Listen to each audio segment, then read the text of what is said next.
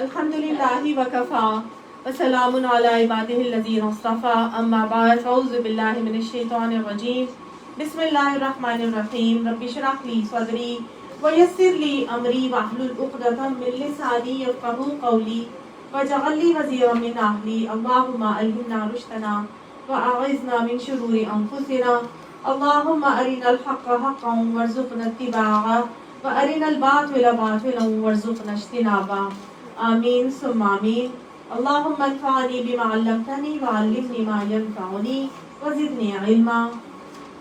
یا رحیم یا ذوالجلال والاکرام، جو ہم پڑھیں اللہ اس کو ہمارے دلوں میں اتار دیجیے گا۔ سورہ الانعام آج ہم انشاءاللہ تعالیٰ ختم کریں گے۔ پچھلی کلاس میں جو ہم نے پڑھا تھا اس کے اندر اللہ سبحانہ تعالیٰ نے ہم پر کچھ پابندیاں عائد کی تھیں، ٹھیک ہے؟ ان پابندیوں کو دہرانے کے بعد میں اپنا آج کا سبق شروع کروں گی۔ تو کیپنگ دوز پابندیاں ان آور مائنڈز ہم آگے بڑھیں گے۔ اللہ تعالیٰ نے قرآن پاک میں سورہ الانعام کی آیت نمبر 151 سے یہ باتیں فرمائی تھی کہ اے محمد صلی اللہ علیہ وآلہ وسلم آپ ان سے کہہ دیجئے کہ آؤ میں تمہیں سناؤں تمہارے رب نے تم پر کیا پابندیاں عائد کی ہیں، یعنی کون سی چیزیں حرام کی ہیں اللہ سبحانہ تعالیٰ نے تم پر۔ اور وہ کون سی چیزیں تھی جن کو حرام کیا گیا تھا؟ کچھ پابندیاں تھی جن میں سب سے پہلا اللہ تعالیٰ نے بتایا تھا اللہ تشرکوا بہ شیئا، کہ اللہ کے ساتھ کسی کو شریک نہیں ٹھہرانا۔ اور ساتھ ہی اللہ نے اپنے حق کے بعد کس کا حق رکھا؟ والدین کا حق رکھا۔ تو والدین کے ساتھ حسن سلوک کا اللہ نے بتا دیا کہ والدین کے ساتھ بھی بد سلوکی نہیں کرنی۔ صحیح حکم کیا آیا کہ والدین کے ساتھ حسن سلوک کرو۔ حسن سلوک اگر نہیں کرو گے تو وہ تمہارے اوپر حرام کر دیا گیا ہے۔ تو والدین کے ساتھ حسن سلوک کرو اور کیا نہ کرو، وَلَا تَقْتُلُوا أَوْلَادَكُمْ مِنْ إِمْلَاقٍ، یعنی اپنی فقر و فاقہ کے ڈر سے، مفلسی کے ڈر سے اپنی اولاد کو قتل مت کرنا۔ تو قتل اولاد بھی اللہ تعالیٰ نے حرام کر دیا۔ وجہ یہ بتایا کہ بھائی رزق کی فکر کرتے ہو، رزق کی تنگی کی فکر کرتے ہو تو تمہیں بھی تو میں ہی رزق دیتا ہوں، تو ان کو بھی میں ہی رزق دوں گا۔ اگلی چیز جو حرام کی اللہ تعالیٰ نے وہ کیا حرام کی؟ وَلَا تَقْرَبُوا الْفَوَاحِشَ، فحش کے قریب مت جانا، چاہے وہ ظاہری فحش ہو چاہے وہ چھپی ہوئی باتیں ہو فحش کی۔ ہر قسم کی بے حیائی بے شرمی کی باتوں سے اللہ تعالیٰ نے منع کر دیا، وہ ہمارے لیے حرام کر دی گئی۔ تمام چیزیں جن کا دل انسان کی فطرت اس کو غلط سمجھتی ہے اللہ نے اس کو ہمارے لیے حرام ہی کر دیا۔ ہم نے پڑھ لیا تھا اور ہم نے دیکھا تھا فحش میں ہر وہ چیز آتی ہے جس کا انسانی فطرت جس سے کراہت کھاتا ہے، ٹھیک ہے؟ انسانی فطرت میں جو بات ناپسندیدہ ہے وہ چیز اللہ تعالیٰ کی طرف سے فحش قرار دے دی گئی ہے۔ دس از ناٹ نیسیسری کہ وہ بے حیائی اور بے شرمی ہی ہو۔ تو اللہ نے جو چیز ہماری فطرت میں ناپسندیدگی ڈالی ہے جس چیز کے لیے، وہ سمجھ لیجئے وہ چیز ہمارے لیے اللہ کی طرف سے حرام کر دی گئی ہے۔ مثال کے طور پر رشوت لینا یا دینا، دھوکہ دینا یا کرنا، ٹھیک ہے نا؟ وَلَا تَقْتُلُوا النَّفْسَ الَّتِي حَرَّمَ اللَّهُ إِلَّا بِالْحَقِّ، اگلی چیز جو اللہ نے حرام کی وہ انسانی جان کی حرمت وہ قائم کی اللہ نے، چاہے وہ اپنی جان لینا ہو یا کسی بھی انسان کو مارنا ہو، کیونکہ جس نے ایک انسان کو مارا اس نے گویا ساری انسانیت کا قتل کر دیا۔ اللہ نے فرمایا یہی تو وہ باتیں ہیں نصیحت بری خیر خواہی کی باتیں جن کی میں نے تمہیں وصیت کی ہے، اس لیے کی کہ شاید کہ تم عقل کرو۔ پھر اللہ نے ایک اور چیز ہمیں بتائی، وہ کیا تھی؟ یتیم کے مال کے قریب بھی نہ جانا۔ ہاں اگر صحیح انداز میں جانا چاہو، صحیح خیال رکھنا چاہو تو پھر وہ تمہیں اجازت ہے اور طریقہ اللہ نے ہمیں سکھایا سورہ نساء کے اندر۔ لیکن اللہ نے کہا مال یتیم اس کے حوالے، مال یتیم اس یتیم کے اس وقت حوالے کرو جب وہ اپنی سن رشد کو یا اپنی عقل کو پہنچ جائے، بالغ ہو جائے۔ پھر اللہ تعالیٰ نے اگلی چیز ہمیں سکھایا کہ کیا کرنا، اپنی ناپ تول میں ڈنڈی مت مارنا۔ اور ناپ تول میں ہر وہ چیز بتا دی گئی، چاہے وہ ناپ کے گنی جائے یا وہ تول کے جو ہے وہ بے وزن کیا جائے۔ اس میں سارے کے سارے تجارتی معاملات اللہ تعالیٰ نے سکھا دیے اور اس کے ساتھ ساتھ حقوق اور فرائض کے حوالے سے بھی باتیں اللہ نے ہمیں اس میں سکھا دی تھی. لیکن اللہ نے کیا کہا تھا؟ اگر تولو تو کیسے تولنا ہے؟ انصاف کے ساتھ. ہر معاملے میں انسان انصاف کا دامن ہاتھ سے نہ چھوڑے، کیونکہ اللہ خود بھی عادل ہے اور اللہ نے ساری کائنات کو عدل پہ استوار کیا ہے. قیامت کا دن بھی اللہ نے عدل کے فیصلے کرنے کے لیے، عدل کے ساتھ فیصلے کرنے کے لیے قائم کرنا ہے. اور اللہ پسند بھی اپنے بندے سے یہی کرتا ہے کہ وہ کیا کریں؟ عدل کے ساتھ سارے معاملات کریں. دینے میں جیسا معاملہ سوچتے ہیں، لینے میں جیسا سوچتے ہیں، دینے کے ساتھ بھی ویسا ہی معاملہ ان کا ہونا چاہیے. اللہ تعالیٰ نے اگلی چیز بتائی کہ یاد رکھنا کسی انسان کے اوپر اس کی طاقت سے زیادہ بوجھ نہیں ڈالا جاتا. جس کو استطاعت، قوت، صلاحیت یا عہدہ اقتدار اللہ نے دیا ہوگا، اللہ نے اس سے پوچھنا بھی اتنا ہے. یہ مت کوئی سمجھے کہ میرے پاس تو یہ ہے نہیں تو میں کیا اس کا جواب دوں گا. نہیں، اللہ نے صاف بتا دیا. پریشان ہونے کی ضرورت نہیں ہے. تو جس کے پاس جتنا دیا جائے گا اللہ نے اتنا ہی اس سے معاملہ پوچھ کا کرنا ہے. پریشانی کس بات کی؟ لیکن اللہ نے کہا ہاں بات یہ ہے کہ جب تمہیں حکمران بنایا جائے، جب تمہیں حاکم بنایا جائے، جب تمہارے معاملات تمہارے سپرد کیے جائیں، تو یہ بات دھیان رکھنا کہ معاملہ چاہے تمہارے رشتہ دار ہی کے متعلق کیوں نہ ہو، عدل سے ہاتھ نہ ہٹانا، عدل کا دامن ہاتھ سے نہ چھوڑنا. ٹھیک ہے؟ تو اس کے بعد چیز کیا سکھا دی کہ دیکھو اللہ کے ساتھ جو عہد کرتے ہو پھر وہ بھی پورے کیا کرو. عہد کی پاسداری بھی اللہ نے سکھائی. تو وعدہ توڑنا کیا ہے؟ وعدہ تو دین ہے نا. العدۃ دین اللہ تعالیٰ کے نبی نے بتایا تھا. تو اللہ نے کہا جو اللہ سے وعدے کرتے ہو ان وعدوں کو بھی پورا کیا کرو. اور جو لوگوں کے ساتھ معاملات ہوتے ہیں اس میں تو بہت زیادہ محتاط ہونے کی ضرورت ہے. یہ بھی وہ نصیحت بھری باتیں تھی جو اللہ تعالیٰ نے ہمیں کی، شاید کہ ہم نصیحت پکڑیں. پھر اللہ نے ہمیں بتایا دیکھو یہ سیدھا رستہ جو اللہ نے بتایا، یہ میرا رستہ ہے سیدھا جو میں نے تمہیں دے دیا ہے، اس پر کیا کرو؟ فَاتَّبِعُوهُ، اس رستے کی پیروی کرو. یہ چند باتیں ہیں جو تمہیں سکھا دی گئی ہیں، انہی باتوں کو پکڑ کے ان کی پیروی کر کے چلنا، اور خواہ مخواہ کسی دوسرے کی فرقوں کی پیروی نہ کرنا، دوسرے لوگوں کے راستوں کو مت ماننے بیٹھ جانا. کیونکہ اگر کسی اور کے راستے کو مان کے چلو گے، کسی اور کی باتوں کو مان کے چلو گے تو کیا ہوگا؟ وہ تو تمہیں راستے ہٹا دیں گے. تو اتنی سی چند باتیں اللہ نے یہاں پہ مجھے آپ کو بتا دی. کتنی باتیں ہیں ٹوٹل؟ 10 باتیں اللہ نے چند باتیں یہاں پہ بتائی ہیں. 9 وہ ہیں جن کو انسان آرام سے کر سکتا ہے، کوئی معاملہ خرابی کا نہیں، آسانی کا ہے. اللہ نے ساری چیزیں مجھے اور آپ کو یہاں پہ سکھا دی. اور پھر اس کے بعد بتایا یہ باتیں صرف تمہیں کو نہیں دی، ہم نے پڑھ لیا تھا کیا ہے. اگلی آیت میں اللہ نے بتایا تھا اللہ نے یہ باتیں موسیٰ علیہ السلام کو بھی دی تھی. ان کو تورات میں بھی یہی احکامات دیے گئے تھے نا، اور تورات میں بھی اللہ نے ہر چیز کی تفصیل نازل کر دی تھی. وہ تورات بھی ان کے لیے ہدایت رحمت بن کر آئی تھی، اسی لیے آئی تھی کہ شاید سب کے سب اللہ سے ملاقات کا یقین کر کے چلیں. اللہ نے آخری آیت میں بتایا تھا کہ اب یہ کتاب میں نے تم پر نازل کی ہے. وَهَذَا كِتَابٌ أَنزَلْنَاهُ مُبَارَكٌ، یہ اب برکت والی کتاب میں نے تمہارے اوپر نازل کی ہے. کس نے نازل کی ہے؟ اللہ سبحانہ تعالیٰ نے. یہی احکامات تورات میں بھی آئے تھے، یہی احکامات صراط مستقیم کے جو رب کا سیدھا راستہ ہے اس کے احکامات اللہ تعالیٰ نے اس قرآن پاک میں بھی، جو کہ تمام کتابوں کی جامع ترین کتاب ہے، اللہ تعالیٰ نے اس مبارک برکت والی قرآن پاک میں نازل کر دیے. کیوں نازل کیے؟ فَاتَّبِعُوهُ، اس لیے نازل کیے کہ ہم ان کی باتوں کی اتباع کر کے چلیں. تو قرآن کا اصل مقصد کیا ہے؟ صرف پڑھ لینا جھوم کے قرآن کے سپارے کو سپارے ختم کر لینا؟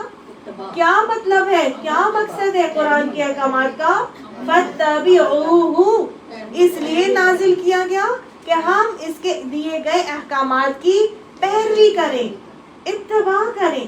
اتباع کا کیا مطلب ہوتا ہے؟ قدموں میں قدم رکھ کے چلنا.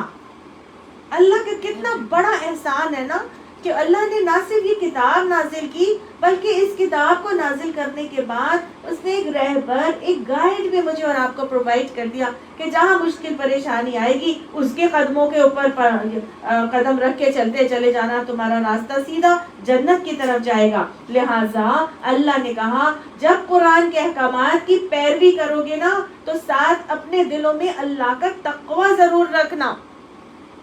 یہ نہ ہو کہ بس پیروی کیے جا رہے ہو اور پھر تمہارے اندر تکبر آ جائے۔ اللہ کا خوف، اللہ کا تقوی، واتقوا، اللہ سے کا تقوی اپنے اندر ضرور رکھ کے چلنا۔ یہ نہ ہو کہ تمہارے سارے کیے کرائے پہ پانی پھر جائے۔ ہاں، اللہ کا خوف، اللہ کا تقوی رکھ کے جب اس برکت والی کتاب کی اتباع کر کے چلو گے تو کیا ہوگا؟ لعلکم ترحمون۔ اس کی روش پہ یہ امید کی جا سکتی ہے کہ تم پر رحم کر دیا جائے۔ اللہم رحمتک ارجو فلا تکلنی الی نفسی طرفۃ عین واصلح لی شانی کلہ لا الہ الا انت اللہ رب اغفر وارحم وانت ارحم الراحمین۔ اللہ ہمیں معاف فرما، ہم پر اپنا رحم فرما کیونکہ تو بہترین رحم کرنے والا ہے۔ تو اللہ کی رحمت کس کی شامل حال ہوگی قیامت میں؟ جو اللہ کا تقوی رکھ کے اس قرآن کی اتباع کر کے چلے گا۔ اللہ ہمیں ان لوگوں میں شامل فرما دے۔ آج کا سبق اب یہاں سے سٹارٹ ہو رہا ہے۔ اعوذ باللہ من الشیطان الرجیم ان تقولوا انما انزل الکتاب علی طائفتین من قبلنا۔ یہ باتیں اس لیے اللہ سبحانہ تعالیٰ فرما رہے ہیں کہ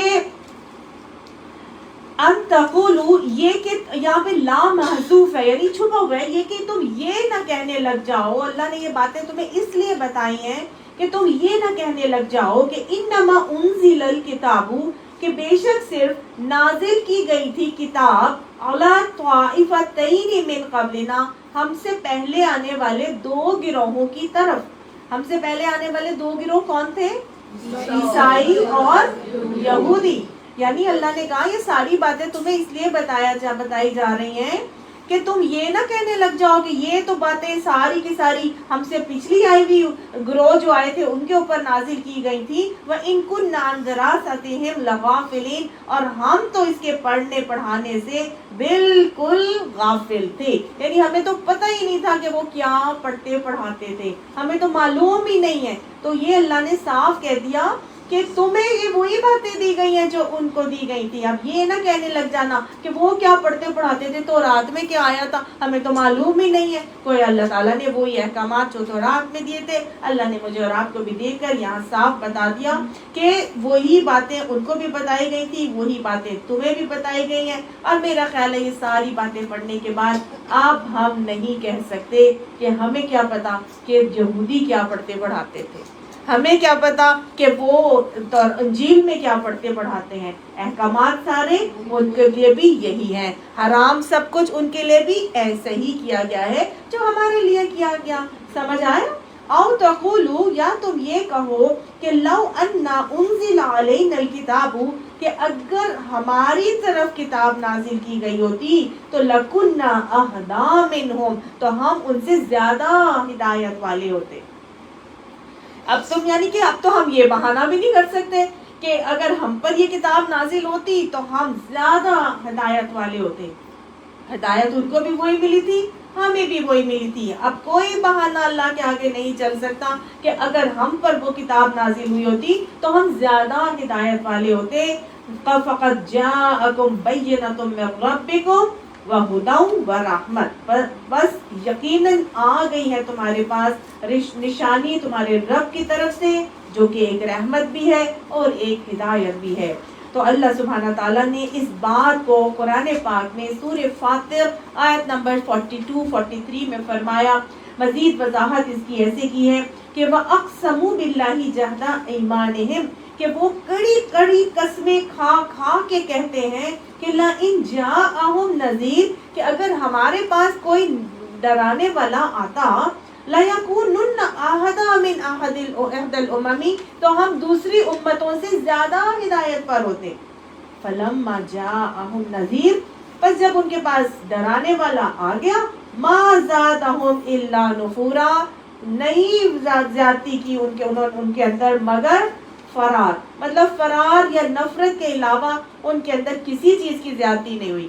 باتیں کرنے کو کچھ اور تھی، لیکن جب اللہ تعالیٰ نے ان کے اندر بھی ڈرانے والا بھیجا تو انہوں نے کیا کیا؟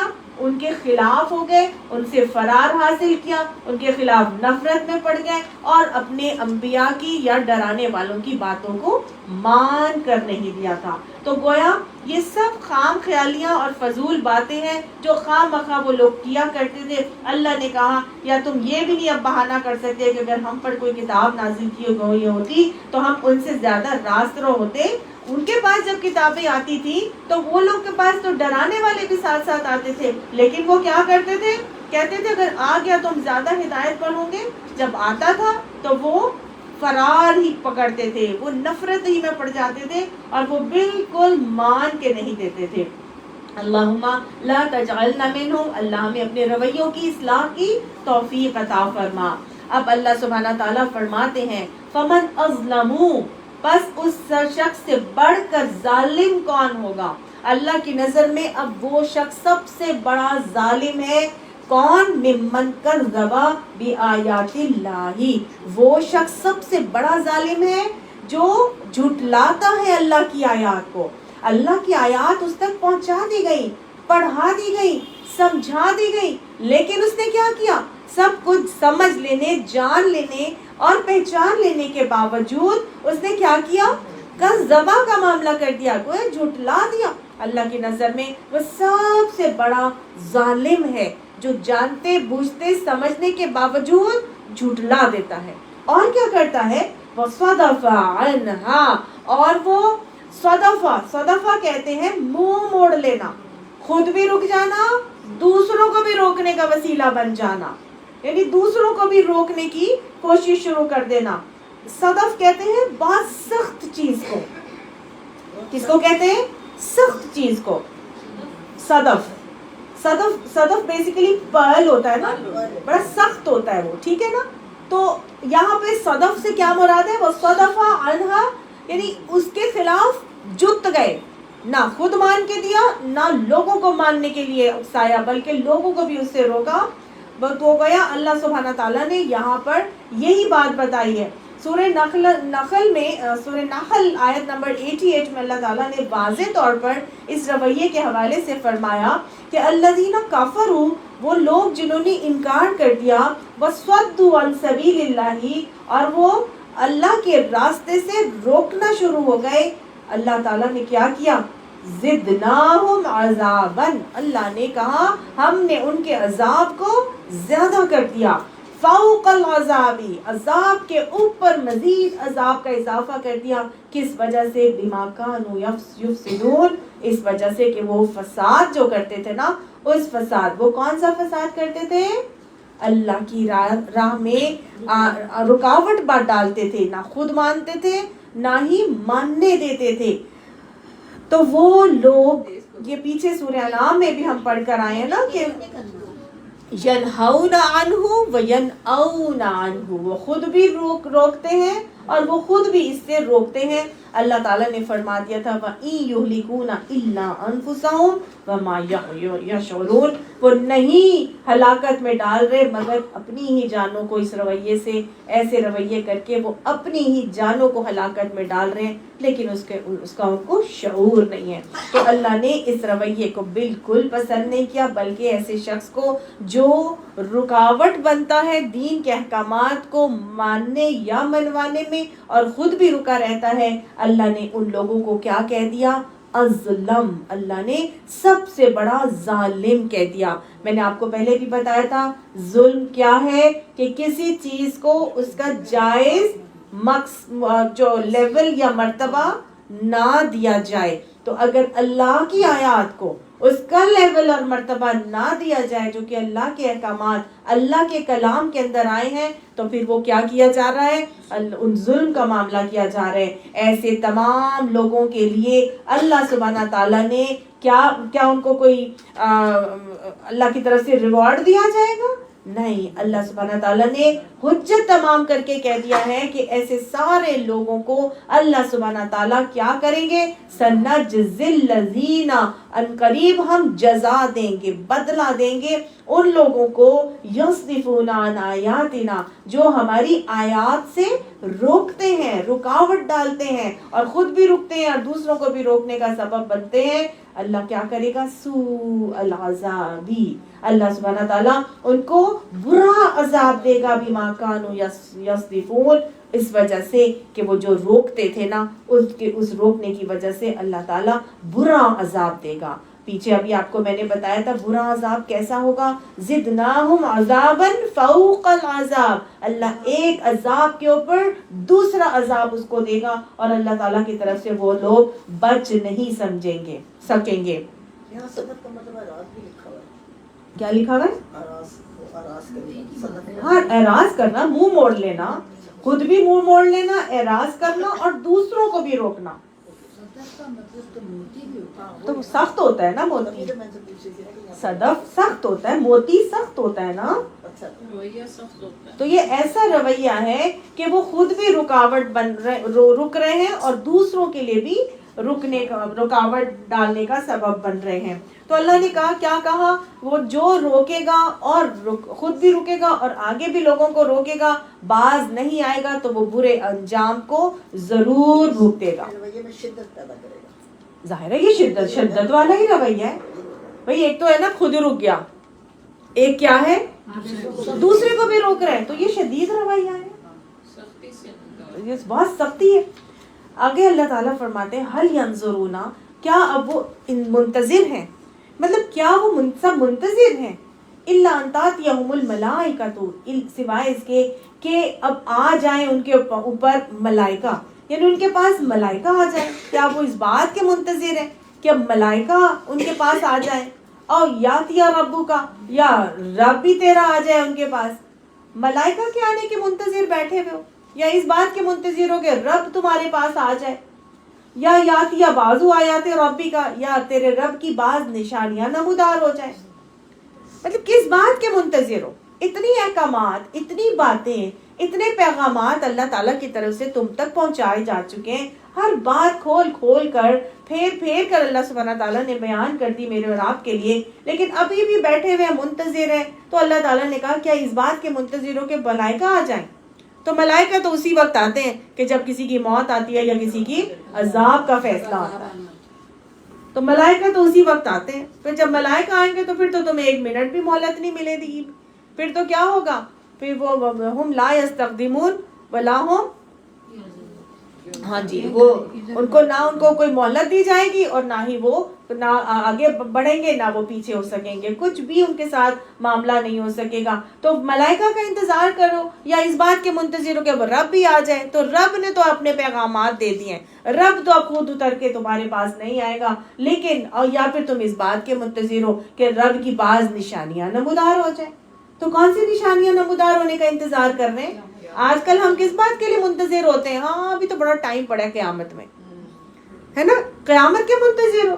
تو آپ صلی اللہ علیہ وسلم نے فرمایا تھا کہ من مات فقد قامت قیامتہ، کہ جو مرا یا جس کی موت آئی تو اس کی تو قیامت اسی وقت آ گئی. تو موت کے وقت کے منتظر ہو، قیامت تو تمہاری اسی وقت آ جانی ہے جب تمہاری موت آئے گی. تو رب کی دوسری نشانیاں پھر کون سی ہیں یہاں پر جس کے انسان منتظر ہوتے ہیں؟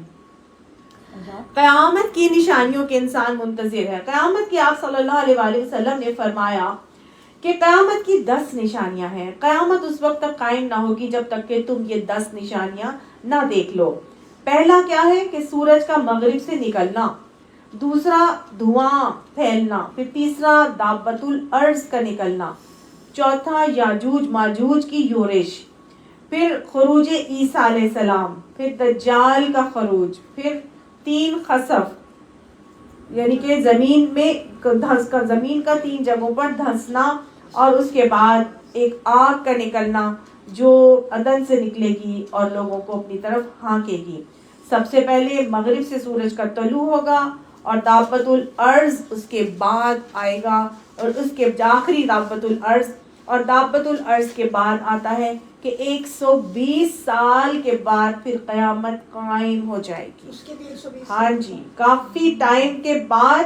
تو اس یعنی قیامت کی نشانیوں کا قرآن کے اندر اللہ سبحانہ تعالیٰ نے نہ بتانے کی وجہ کیا ہے. اللہ نے کیوں نہیں بتائی؟ یہ ساری جو نشانیاں میں نے ابھی آپ کو بتائی، 10 بڑی بڑی نشانیاں لکھنے ہیں تو دوبارہ بتائیں. پھر بتا دوں گی آپ کو. ابھی یہ 10 بڑی بڑی نشانیاں قیامت کی، یہ قرآن میں کیوں نہیں اللہ تعالیٰ نے بتائی؟ یہ احادیث سے پتہ چلتی ہیں نا. اللہ نے اس لیے نہیں بتائی تاکہ انسان ہر وقت اللہ تعالیٰ کے حضور توبہ تائب رہے. ہر وقت ہم منتظر ہیں کہ بس وہ آئے گی قیامت کی نشانیاں نظر تو پھر ہی ہم توبہ کریں گے.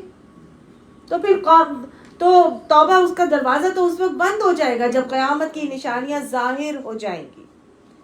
حدیث میں آتا ہے نا، ان اللہ یقبل التوبۃ العبد ما لم یغرغر. اللہ تعالیٰ اپنے بندے کی توبہ اس وقت تک قبول کرتا رہتا ہے جب تک کہ موت کی غرغر نہیں قائم ہو جاتی. یعنی کہ مرنے سے پہلے انسان توبہ کر لے، جب بھی قیامت کی نشانیوں کا منتظر نہ رہے. آپ صلی اللہ علیہ وسلم نے فرمایا کہ جب تک سورج مغرب سے طلوع نہ ہو قیامت قائم نہ ہوگی. تو گویا سب سے پہلی بڑی نشانیوں میں کیا ہے؟ سورج کا یہ وہ والی نشانیاں ہیں کہ جس کے بعد باب توبہ بند ہو جائے گا. سمجھ آیا؟ اس کے ہاں جب سورج مغرب سے طلوع ہوگا اور تو اس وقت سب لوگ ایمان لے آئیں گے، مگر ان کا ایمان لانا اب ان کو فائدہ نہیں دے گا. کیوں؟ کیونکہ باب توبہ بند ہو چکا ہوگا. اللہ کے نبی نے اس کے بعد یہ آیت پڑھی تھی. سمجھ آیا؟ تو گویا سورج کے مغرب سے نکلنے سے پہلے جتنی بڑی بڑی اور دوسری نشانیاں تھیں ان کو کیا کرنا ہے؟ ان کو آنے سے پہلے ہی ہمیں توبہ کر کے اپنے گناہوں کو بخشوا لینا ہے. اللہ ہمیں مرنے سے پہلے توبہ کرنے کی توفیق عطا فرما دے.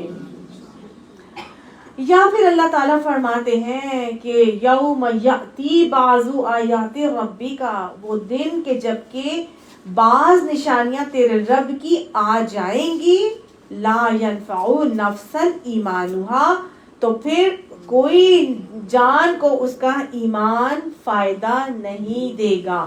کون سی نشانیاں جب آئیں گی جب اس کے بعد ان کو ایمان فائدہ نہیں دے گا؟ قیام سورج کا مغرب سے طلوع ہونا.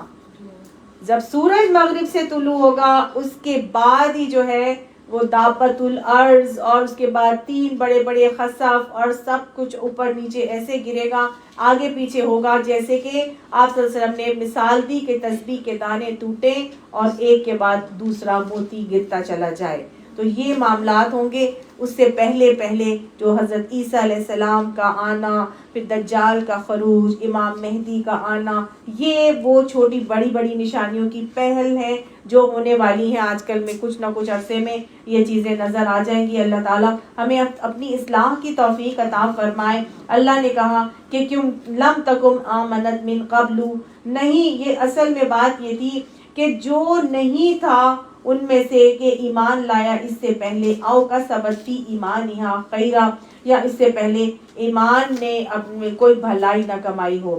یعنی اللہ تعالیٰ یہ فرما رہے ہیں کہ جس روز تمہارے رب کی بعض مخصوص نشانیاں نمودار ہو جائیں گی تو پھر کسی ایسے شخص کو اس کا ایمان کچھ فائدہ نہیں دے گا جو پہلے ایمان نہیں لایا تھا، یا جس نے اپنے ایمان لانے کے بعد کوئی بھلائی نہیں کمائی تھی. قل، ان سے کہہ دو، انتظروا، تم سب انتظار کرو، انا منتظرون، میں بھی انتظار کرتا ہوں، تم بھی انتظار کرو، میں بھی انتظار کرتا ہوں. ٹھیک ہے، پھر جس کا فائدہ ایمان اس کو فائدہ دے گا تو بس وہی ہوگا کہ جو بھلائی کمائے گا. اور بھلائی کمانے کے لیے انسان کو سوچنے کی ضرورت نہیں ہے. جو مہلت عمل ملی ہے اس میں اس کو کیا چاہیے؟ آگے بڑھ کر اپنے عمل کر کے اپنے آخرت کے سودے کر لے. سورہ یونس آیت نمبر 102 میں اللہ تعالیٰ نے فرمایا کہ کیا وہ انتظار کر رہے ہیں انہی دنوں کا جیسے پہلے دن ان پر آئے تھے، یعنی عذاب والے دنوں کا انتظار کر رہے ہو تو پھر انتظار کرو، میں بھی انتظار کر رہا ہوں. تو گویا کیا کرنا ہے؟ یہ سمجھ لینا ہے کہ ہم سب کا امتحان ہو رہا ہے، اور اس امتحان میں بغیر کسی پریشر کے ہمیں کیا کرنا ہے؟ اللہ کی باتوں کو مان لینا ہے۔ سمجھ آئی؟ ہم سب اس پرچہ امتحان میں ایک ایگزامینیشن ہال میں اس امتحان کے پرچے کو کرنے کے لیے بھیجے گئے کہ نہیں بھیجے گئے؟ تو کیا اب ہم نے انتظار کرنا ہے کہ کوئی آئے چیز نظر، ہاں امام مہدی کا ظہور آئے گا، دجال کا پتہ چلے گا تو پھر میں ایمان لے کر آؤں گی؟ کیا کرنا ہے؟ کچھ پہلے ہونا ہوتا ہے، وہ بعد میں ہونا ہے۔ ہاں جی، تو یہ جو دوسری پہلی بڑی نشانیاں تھیں، جیسے کہ عیسیٰ علیہ السلام کا آنا، پھر دجال کا خروج اور امام مہدی، یہ تو بہت جلدی آنی ہے نا چیزیں، تو کیا اب ہم ان نشانیوں کا انتظار کریں گے؟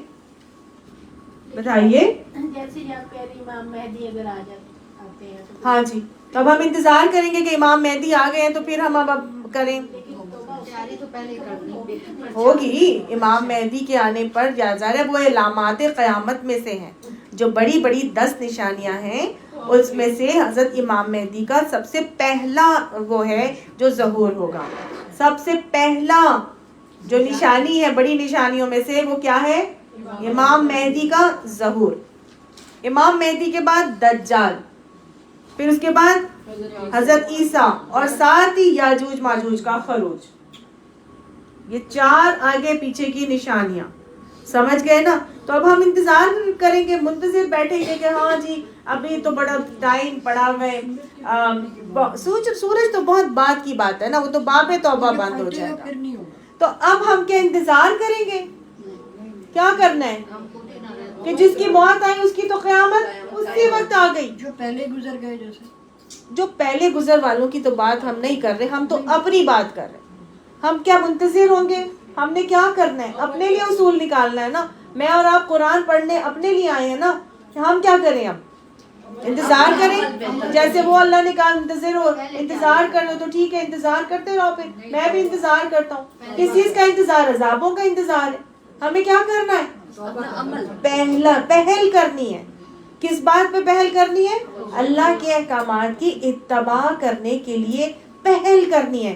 کیوں کرنی ہے؟ کیونکہ مہلت عمل یہی ہے۔ اگر ہماری موت آ گئی تو گویا قیامت تو اسی وقت آ گئی۔ ہمیں کیا پتا کہ امام مہدی نے کس وقت آنا ہے، کس وقت نہیں آنا، کب بڑی علامات شروع ہوں گی، تب ہم ہوں گے بھی کہ نہیں ہوں گے۔ تو کیا کرنا ہے؟ ہر انسان نے بغیر کسی پریشر کے اللہ کے احکامات کو ماننا ہے۔ اس سے اصول ہمیں یہ مل رہا ہے کہ تم اب یہ کہنا چاہتے ہو، یہ کہنا چاہتے ہو، یہ کرنا چاہتے ہو، میرے اور آپ کے لیے اصول یہ ہے کہ بغیر کسی پریشر کے اس بات کو اچھی طرح سے سمجھ لینا ہے کہ مہلت عمل یہی ہے۔ مجھے نہیں پتا کہ کل کا دن بھی مجھے ملتا ہے کہ نہیں ملتا، تو کیا نیت کر لینی ہے کہ اللہ آنکھیں بند کر کے تیرے بتائے ہوئے راستے کے اوپر جو صراط مستقیم ہے اس پر میں اتباع اور پیروی کر کے چلوں گی، اللہ اس پر استقامت نصیب فرما دے۔ اور اللہ جو پرانے غلط ہے کام کر لیے، اللہ سبحانہ تعالیٰ اس سے ہمیں معاف فرما دے۔ توبہ آج ہی کر لینی ہے، آج ہی، کیونکہ اللہ کا رحمت اسی کی شامل حال ہوگی جو اپنی زندگی میں اللہ تعالیٰ سے توبہ تائب ہو جائے گا۔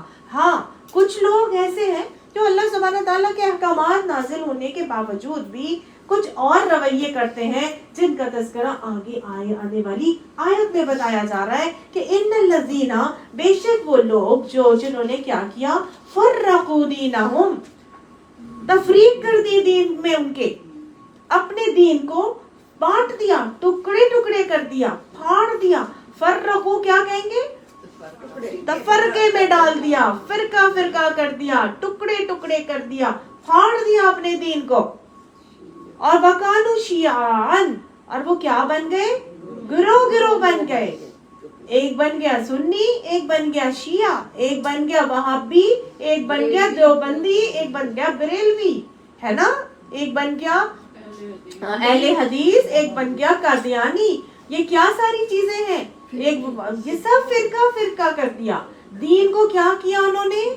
اپنے دین کو تفرقے میں ڈال دیا، ٹکڑے ٹکڑے کر دیا اور گروہ گروہ ہو گئے۔ اللہ تعالیٰ فرماتا ہے لست منہم فی شیء، ان کے لیے اس میں سے کچھ بھی نہیں ہوگا. کسی نے نماز پڑھنا شروع کر دی تو ہاں نماز یہ تو بڑا آسان ہے، تو میں کر لوں گی، روزہ بھی رکھ لوں گی، لیکن بس یہ وہ جو نماز کا لباس ہے نا، یہ جو اتنا کور کر کے باہر نکلنا پڑتا ہے، یہ میرے سے نہیں ہوتا. ہاں وہ کر لیا صحیح ہے، میں زکوٰۃ وغیرہ دے دوں گی، لیکن زکوٰۃ سے زیادہ بڑھ کے جو صدقات خیرات ہے نا، وہ نہیں میرے سے ہوتا. بھائی پیسے کم ہو جائیں گے کیا کریں گے ہم اپنی ضرورت کو بڑی مشکل سے، ہم تو اتنا آج کل تو سونا ہی اتنا مہنگا ہو گیا کہ زکوٰۃ نکالنے پر بھی اتنا جو ہے نا وہ ہماری زکوٰۃ نکل جاتی ہے. صدقہ ایکسٹرا سے کون نکالے، ہے نا. یہ سب کیا ہے؟ اللہ سبحانہ تعالیٰ کے دین کو ٹکڑے ٹکڑے کرنے کے رویے ہیں. کچھ مانا کچھ چھوڑ دیا، جو آسان لگا وہ مانا، جو مشکل لگا علماء مفتیان کے ٹیچر کے لیے چھوڑ دیا. یہ دین کو فرقہ فرقہ کرنے کا رویہ نہیں تو اور کیا ہے. حضرت عائشہ نے فرمایا، اس کی آیت کی تفسیر کی کہ اس آیت میں جن فرقوں کا ذکر ہے وہ اہل بدعت اور خواہشات کے تابع ہو کر نئے طریقے ایجاد کرنے والے لوگ ہیں. خواہشات کے تابع ہو کر، یعنی جو دل کیا وہ مانا، جو نہیں دل کیا وہ چھوڑ دیا. ہاں جو آسان لگا وہ مان لیا، اور دین کے اندر نئے نئے طریقے بھی ایجاد کر لیے، اور اسی کو دین کا حصہ بنا کے، اور فرقے ایسے ہی بنے، ایسے ہی تو بنے. آج اگر ہم دیکھیں تو یہ جو ہری پگڑی والے ہیں، دین میں کتنا غلو ہے اس کے اندر. یہ کہاں سے آیا ان کے یہ سارے جو خیالات یا جو عقائد ان کے آئے، یہ کہاں سے آئے؟ اپنی خواہشات کے تابع ہو گئے. جو دل کیا اس کے اندر ایڈیشنز کر کے ان کو بدعتوں کی شکل دے کے خواہ مخواہ کی نیکیاں بنا دی. پیسہ کمانے کے چکر میں گروپ بنا دیا. یہ سب چیزیں کیا ہیں؟ یہ سب اللہ سبحانہ تعالیٰ کی طرف سے کہا لست منہم فی شیء، ان کا اس میں کچھ بھی حصہ نہیں ہوگا. سورہ بقرہ میں ہم پڑھ کر آئے ہیں نا، فَتُؤْمِنُونَ بِبَعْضِ الْكِتَابِ وَتَكْفُرُونَ بِبَعْضٍ. کیا تم کتاب کے ایک حصے پر ایمان لاتے ہو اور دوسرے حصے پر انکار کرتے ہو؟ جو آسان لگتا ہے وہ مانتے ہو، جو مشکل لگتا ہے وہ چھوڑتے ہو. اللہ نے اس کا بتایا تھا فَمَا جَزَاءُ مَن يَفْعَلْ ذَلِكَ، کیا بدلہ ہے جو یہ عمل کرے گا، إِلَّا خِزْيٌ فِي الْحَيَاةِ الدُّنْيَا، کہ سوائے اس کے کہ وہ دنیا کی زندگی میں رسوا کر دیا جائے. وَيَوْمَ الْقِيَامَةِ يُرَدُّونَ إِلَىٰ أَشَدِّ الْعَذَابِ، اور قیامت کے دن ان کو سخت ترین عذاب کی طرف پھیر دیا جائے گا. یہی بات اللہ تعالیٰ نے یہاں کہی ہے کہ جنہوں نے دین کو ٹکڑے ٹکڑے کر دیا، گروہ گروہ بن گئے، ان سے تمہارا کچھ واسطہ نہیں ہے، کچھ بھی ان کو نہیں ملے گا. انما امرهم الی اللہ، ان کا تو فیصلہ اللہ کی طرف ہوگا. ثم ینبئهم بما كانوا یفعلون، پھر وہ بتائے گا ان کو کہ وہ جو عمل کرتے رہے تھے.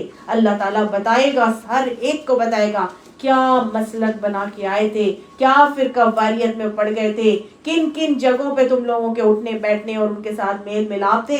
جو اللہ نے تمہیں حکم دیا تھا اس حکم کو کیوں مان کے نہیں چل رہے تھے. آپ دیکھیں یہ معاملہ تو بنی اسرائیل نے بھی کیا تھا. حدیث میں آتا ہے نا، بنی اسرائیل 72 فرقوں میں بٹ گئے، اور میری امت کے 73 فرقے ہوں گے، جن میں سے ایک کے علاوہ سب دوزخ میں جائیں گے. صحابہ نے پوچھا کون یا رسول اللہ صلی اللہ علیہ وآلہ وسلم، یہ کون لوگ ہیں جو جنت میں جائیں گے؟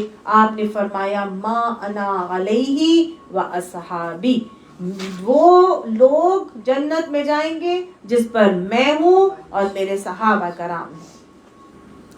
آپ صلی اللہ علیہ وآلہ وسلم نے فرمایا تم میں سے وہ لوگ جو میرے بعد زندہ رہیں گے وہ بہت اختلافات دیکھیں گے. آج ہم لوگ اسی دور میں ہیں، انتہا سے زیادہ دین کے اندر کنفیوژنز، اختلافات پھیل چکے ہیں. تو اللہ کے نبی کی کچھ وصیت ہے. آپ نے فرمایا اس لیے میں تمہیں وصیت کرتا ہوں کہ تم میری سنت اور خلفائے راشدین کی سنت کو پکڑتے ہوئے اسی کے مطابق ہر کام میں عمل کرو، نئے نئے طریقوں سے بچتے رہو، کیونکہ دین میں نئی پیدا ہوئی ہوئی چیز بدعت ہے اور ہر بدعت گمراہی ہے. کیا پکڑ کے چلنا ہے؟ اللہ کے نبی کی سنت، ما انا علیہ، جس پر میں ہوں، و اصحابی، اور میرے صحابہ کرام. خلفائے راشدین کی سنت کو پکڑ کر چلنا ہے. ایک اور جگہ آتا ہے کہ وہ جو میں اور میرے اہل بیت جس کو کر رہے ہیں بس وہ فرقہ جو ہے وہ بالکل ٹھیک ہوگا.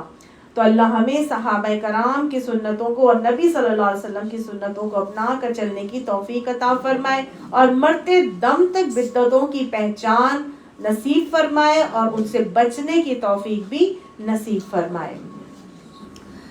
اس صحابہ کرام کے اور سنت کے طریقوں کو چھوڑنا یا نظر انداز کرنے کی بدولت ہی تو ہم دیکھتے ہیں نا کہ اسلام کے اندر مختلف فرقے پیدا ہوئے اور یہ فرقے ہمیں کہاں لے کر جاتے ہیں؟ گمراہی کے راستے پر لے کر جاتے ہیں.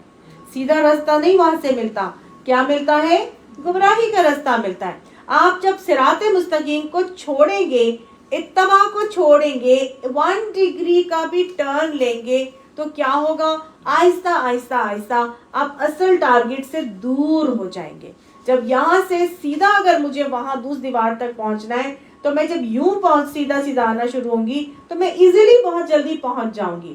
لیکن اگر میں ہلکا سا اینگل یہاں پہ پیر اپنا ٹیڑھا کر دوں یا اپنا رخ ٹیڑھا کر لوں تو میں کہاں جاؤں گی؟ میں سیدھا اول تو پہنچ ہی نہیں سکوں گی، لیکن میں آہستہ آہستہ آہستہ دور سے دور ترین ہوتی چلی جاؤں گی اصل ٹارگٹ سے. تو کیا کرنا ہے؟ ہر چیز میں، ہر عمل میں یہ دیکھنا ہے کہ یہ میرا عمل سنت عمل ہے کہ نہیں، نبی صلی اللہ علیہ وسلم کی سنت سے، صحابہ کی سنت سے ثابت ہے کہ نہیں. اگر ہے تو اپنا لیجئے، اگر نہیں ہے تو رک جائیے، کیونکہ ہر نئی چیز بدعت ہے اور ہر نئی چیز گمراہی ہے. اپنے راستے سے ہٹ جائیں گے، گم کر دیں گے راستہ، دوسرے راستے پر چلے جائیں گے، اصل منزل دور ہو جائے گی. اسی لیے اس کو وہیں پر روک دینا ضروری ہے. اللہ تعالیٰ ہمیں پہچان عطا فرمائے.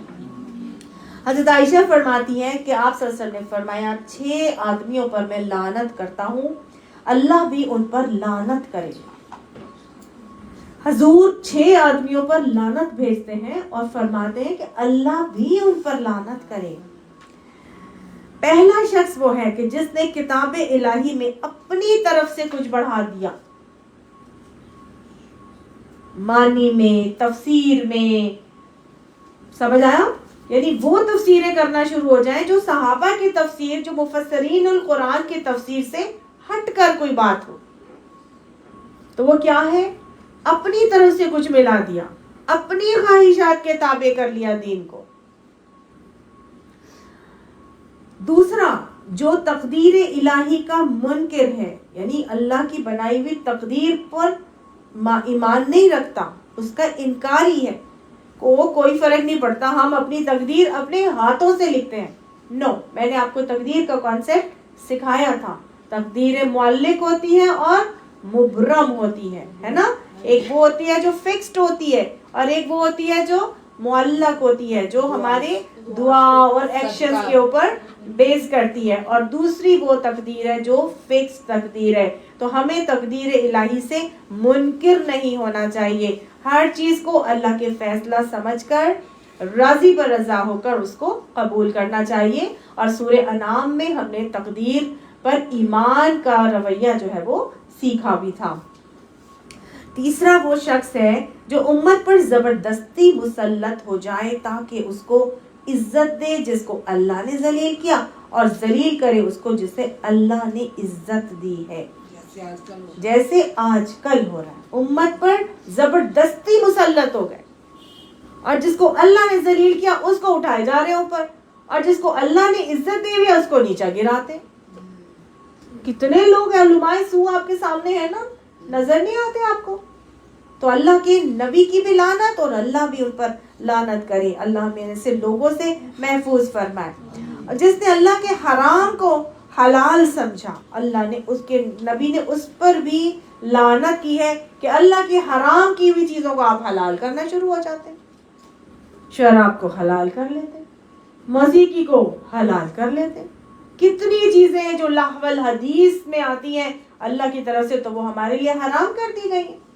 فحش کو اللہ نے حرام کر دیا نا، اس کو حلال کر کے اپنے لیے جائز کر لیا جائے. اس کو بھی, ایسے شخص کے اوپر بھی اللہ تعالیٰ لعنت کرتا ہے جس نے میری عطرت اور اولاد کی بے حرمتی کی, اس پر بھی اللہ کے نبی کی اور اللہ کی لعنت ہے. اور آخری وہ شخص کہ جس نے نبی صلی اللہ علیہ وآلہ وسلم کی سنت کو چھوڑ دیا, اللہ نے اس کے اوپر بھی لعنت پر بھیجی اور اللہ کے نبی نے بھی اس کے اوپر لعنت بھیجی. اللہ تعالیٰ ہمیں سنتوں کو اپنانے کی توفیق عطا فرمائے, سنتوں سے پیار کرنا نصیب فرمائے, سنتوں کو جاننے کی توفیق نصیب فرمائے اور سنتوں پر عمل آسانی سے کرنے کی اور خوشی سے کرنے کی توفیق بھی عطا فرمائے. پانچواں تھا کہ جس نے میری عطرت اور اولاد کی بے حرمتی کی. عطرت کیا ہے؟ آپ کی اولاد, آپ کی نسل. وہ حضرت امام حسین کے ساتھ جو سارے معاملات ہوئے, ان لوگوں کے اوپر, ان کی بے حرمتی کرنے والوں کے اوپر آپ صلی اللہ علیہ وآلہ وسلم نے پہلے سے ہی لعنت کے الفاظ بتا دیے تھے, اور اللہ کی نبی کے ساتھ ساتھ اللہ کی لعنت کے حقدار وہ لوگ ٹھہریں گے جنہوں نے حضرت امام حسین کے ساتھ اور باقی تمام لوگوں کے ساتھ بدترین رویہ کر کے دکھایا تھا. اور بعد میں بھی جو ہے وہ اللہ کے نبی کے جو عطرت ہے, یعنی کہ حضرت فاطمہ کی اولاد کے ساتھ حسن سلوک بہرحال سیدوں کے ساتھ کرنا لازم ہے. ان کے ساتھ بے حرمتی پسند نہیں کی گئی ہے. بے حرمتی کرنے والے کے اوپر پیارے نبی صلی اللہ علیہ وسلم کی زبان مبارک سے بھی لعنت کی گئی اور اللہ کی طرف سے بھی لعنت کی الفاظ بتائے گئے. اچھا جی, آگے بڑھتے ہیں. آگے کیا اللہ تعالیٰ فرماتا ہے, من جاء بالحسناتی, جو آیا, جو لایا, بلکہ کہنا چاہیے جو لایا, بالحسناتی, ساتھ نیکی کے, یعنی جو ساتھ نیکی لے کر آیا, فَلَهُ عَشْرُ أَمْثَالِهَا, بس واسطے اس کے 10 ہے مانند اس کے. یعنی جو ایک نیکی لے کر آئے گا اللہ کی طرف سے اس کو کیا ملے گا؟ 10 گنا ملے گا. ایک نیکی کے بدلے 10 گنا کا وعدہ. ماشاءاللہ, سبحان اللہ. اس قرآن کی آیت میں یہ بات بتائی جا رہی ہے کہ اللہ کے حضور جو ایک نیکی لے کر آئے گا اس کے لیے 10 گنا وعدہ بتایا جا رہا ہے. یہ وعدہ کب دیا تھا اللہ تعالیٰ نے؟ شب معراج پر, جب اللہ کے نبی وہاں گئے. ہاں جی, تو کیا بتایا تھا؟ تحفہ ملا تھا نا اللہ تعالیٰ کی طرف سے, چند تحفے دیے گئے تھے شب معراج پر, جن میں سے کیا دیا گیا تھا؟ نماز. 5 نمازوں کا تحفہ یعنی 50 کا ملا تھا. اور دوسرا کیا تھا؟ بھول چوک کے اوپر پکڑ نہیں ہوگی. اگر بھول چوک کے گناہ ہو گئے تو اس پہ مواخذہ نہیں ہے. تیسری چیز کیا تھی؟ سورہ بقرہ کی آخری 2 آیات اور سورہ فاتحہ. ٹھیک ہے. اس کے علاوہ چوتھی چیز کیا تھی؟ 5 نمازوں کا 50 نمازوں کا 50 کا ملا تھا نا, تو تحفہ پھر وہ 5 نمازیں کر دی گئی, تو 5 کا بولا تھا. کیوں بولا؟ کیونکہ اگلی چیز یہ دی گئی تھی کہ ایک نیکی کرو گے تو 10 گنا کا اجر کا وعدہ دے دیا اللہ تعالیٰ نے. تو جب 50 نمازوں کو کم کروایا تھا, 5 پہ آئے تھے, تو پھر انہوں نے کہا جاؤ اور کرو. اللہ نے کہا نہیں, اب اس کے بعد نہیں, یہ 5 ٹھہری, اس کا اجر 50 کے برابر, کیونکہ 5 ملٹیپلائڈ بائی 10 ایکولز ٹو 50. تو 5 نمازوں کا کتنا اجر دے دیا اللہ نے؟ 50. تو وہ ایک نیکی کا 10 گنا اجر کا وعدہ اللہ تعالیٰ کی طرف سے شب معراج پر دیا گیا. وہ تحفہ ہے جو اللہ نے ہمیں عطا کیا تھا. اور اسی طرح اللہ سبحانہ تعالیٰ اگلی بات کیا بتا رہے ہیں, وہ من جاء بالسیئۃ, اور جو ایک برائی لے کر آئے گا, فلا یجزا الا مثلها, بس نہیں وہ بدلہ دیا جائے گا مگر اتنا ہی, اسی کی مانند. وَهُمْ لَا يُظْلَمُونَ, اور اس کے اوپر ظلم نہیں کیا جائے گا. ایک نیکی کا بدلہ 10 گنا, ایک برائی کا بدلہ ایک ہی برائی. سبحان اللہ, یہ ہے اللہ کی رحمت. رحمتی تغلب علی غضبی, میری رحمت میرے غضب پر حاوی ہے. یہ ہے اللہ کی رحمت کہ ایک نیکی کا انسان کام کرتا ہے تو اللہ کی طرف سے اس نیت پر ہی اس کو ایک نیکی دے دی جاتی ہے. اگر کر لیتا ہے تو 10 گنا, اور کیا 10 ہی گنا کا وعدہ تھا؟ سورہ بقرہ میں پڑھ کر آئے تھے نا 700 گنا 700 گنا. اور اس کے علاوہ ہاں جی اللہ کی راہ میں خرچ کرنے کی مثال کیسی ہے؟ جیسے ایک دانہ بویا جائے اور اس میں سے 7 بالیں نکلے, ہر بال میں 100 دانے, تو گویا ایک تم نے خرچ کیا 700 تمہارے پاس آ گئے. تو یہ تو 10 گنا کا وعدہ وہاں پر ملا تھا. اللہ نے تو اس کے بعد کیا دے دیا؟ سورہ بقرہ جب مدنی دور میں نازل ہوئی, مدینہ آنے کے بعد, معراج تو مکی دور میں ہوا تھا, پہلے 10 گنا کا وعدہ دے کے اللہ تعالیٰ نے ہمت بڑھا دی. اس کے بعد اللہ تعالیٰ نے 700 گنا تک لے گیا اور پھر کہا یضاعف لہ اضعافا کثیرا, اللہ چاہے تو اس سے بھی زیادہ عطا فرما سکتا ہے. اور پھر اگر خلوص نیت سے کیا ہوا کھجور کا ایک ٹکڑا بھی اگر اللہ کی راہ میں دیں گے تو وہ کیا کرے گا؟ جہنم کی آگ کو بجھانے کا سبب بن جائے گا. دائیں ہاتھ سے جب تم اپنے حلال مال سے دیتے ہو تو اللہ دائیں ہاتھ سے لیتا ہے اور کیا کرتا ہے؟ اس کو وہاں ایسے پالتا ہے جیسے تم میں سے کوئی اپنے بچھیرے کو پالتا ہے, اور اس کو بڑھا کے کتنا لے جاتا ہے؟ بہت پہاڑ کے برابر. سبحان اللہ. تو اللہ کی طرف کمی نہیں ہے. یہ ہے اللہ کی رحمت کا مظہر کہ اللہ سبحانہ تعالیٰ ایک نیکی کا بدلہ کتنا دیتا ہے؟ کم سے کم 10 گنا. یہ کم سے کم ریوارڈ ہے. سبحان اللہ کہ 10 گنا اللہ تعالیٰ دیتا ہے. پھر اللہ سبحانہ تعالیٰ کی رحمت اور بھی زیادہ ہمیں جگہوں پر نظر آتی ہے. حدیث سے ہمیں پتہ چلتا ہے کہ اللہ سبحانہ تعالیٰ نے فرشتوں کو کرامن کاتبین کو ڈیوٹی اسائن کر دی ہے. اللہ نے کہا سوچے گا نا, نیت بھی کرے گا تو ایک نیکی لکھ دینا, کر لے گا تو 10, کم سے کم تو 10 لکھ ہی دینا, باقی جتنا دینا ہے وہ میری مرضی, میں اس کو قیامت میں دوں گا. اس کی اخلاص, نیت, قربانی, تمام چیزوں کو دیکھ کے اللہ اس کو بڑھائے گا اس وقت, لیکن 10 گنا لکھ دینا. اور اگر اللہ نے یہ بھی کہا کہ اگر برائی کرے گا, برائی کا صرف سوچے گا تو کچھ نہ لکھنا میرے بندے کے لیے, ہاں لیکن اگر کر دے گا تو لکھ دینا, اور ایک ہی برائی لکھنا, اور وہ بھی 6 گھنٹے بعد لکھنا. یہ نہ ہو کہ میرا بندہ پلٹ کے مجھ سے توبہ کر لے تو پھر اس کا اعمال نامہ گندا ہوگا. تو کیا کرنا؟ ابھی لکھنا بھی نہیں, شام تک 6 گھنٹے تک انتظار کرنا. سبحان اللہ. یہ ہے اللہ سبحانہ تعالیٰ کی رحمت اور محبت. اللہ تعالیٰ ظالم نہیں ہے. اللہ فرماتے ہیں وَهُمْ لَا يُظْلَمُونَ, کوئی ان کے اوپر ظلم نہیں کیا جائے گا. سبحان اللہ. ایک چیز اور سمجھنے کی بات ہے یہاں پر. اللہ نے کہا من جاء بالحسنۃ یا من جاء بالسیئۃ, یعنی جو نیکی لے کر آیا یا جو برائی لے کر آیا. یہاں اللہ تعالیٰ نے یہ نہیں کہا من عامل حسنۃ یا من عامل سیئۃ. اللہ نے یہ نہیں کہا کہ جو نیک عمل کر کے آئے گا یا جو برا عمل کر کے آئے گا. اللہ نے کیا کہا؟ جو نیکی لے کر آئے گا یا جو برائی لے کر آئے گا. اس کا مطلب کوئی فرق ہونا چاہیے نا. کیا مطلب ہے ایسا؟